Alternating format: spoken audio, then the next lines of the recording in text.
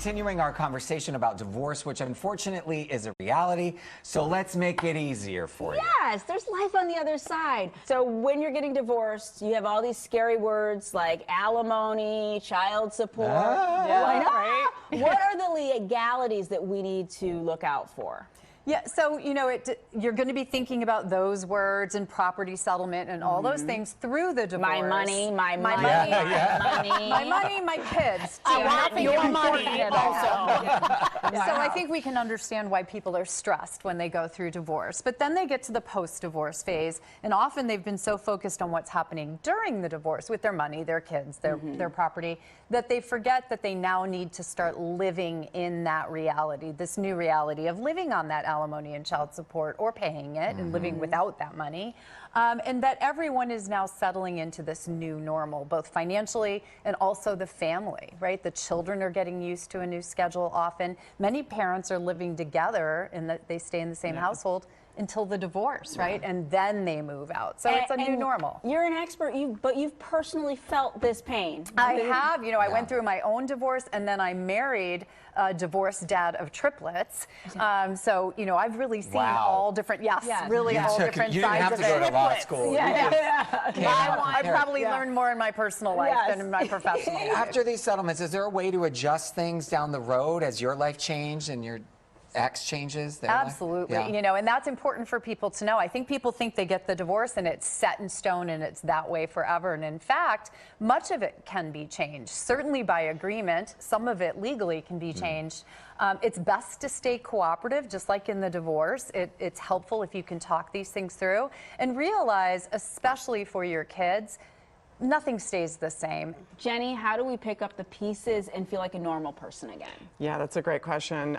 It's new, and you're not the same as you were before you were, you know, when you were married. I'm divorced, and I've been divorced about 4 years, and picking up myself and going to new places and making new friends and putting myself in uncomfortable situations really is worthwhile. And so people have to know that change can be good and that there are opportunities to changes. Yeah, a lot of times you lose your friends. Sometimes you do. I know it's a couple's world, and you just have to be bold. I remember the first time I signed up for a class by myself, first time I went to a dinner party by myself and just walked in and said, heck, you know, here I am.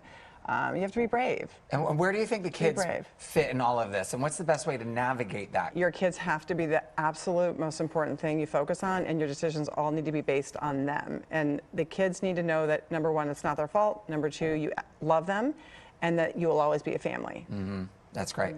Okay, Bella. All right, say we are ready to get out there and start dating again. What are your tips? Oh, first of all, get excited and psychotically optimistic and hopeful that the new lid to your pot is out there. Okay. And then just like anything big that you would do in your life, you got to have a plan. And then take steps every day to start meeting goals of the plan. And your plan has to include 3 pipelines. First, online dating, yes. We have to do the sites. That is the world's largest cocktail party. We're still doing that. The world's largest cocktail party. That's a great way to think of it. But then second, meet people in real life, out in the wild. Put your phones down, make eye contact with people, and then everybody wants a good setup. Set up your own personal board of directors, friends and family, and they can set you up on 1 date per month. So this is how you have a dating plan to navigate. That's exciting and fun. And reflect on your part in what happened as well. I think that's important to say, right? 100%. As part of your plan,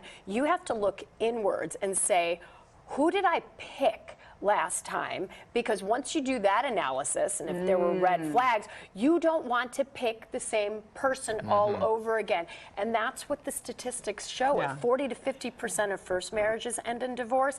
67% of second marriages end in divorce. So do that reflection so that you don't end up with the same person with a different face in that same divorce suit. Wait a minute, don't cut off Susan's business. That's not the kind of business Thank you all for guiding us through it. It's a subject we should talk more about. I want to say, Susan, you have a podcast. What's it called? Divorce and Beyond. Okay, Jenny, we can go to you for expertise and coaching. Coach, yes. Yes, Bella, podcast? Podcast, the Smart Dating Academy podcast, and we do date coaching for everybody.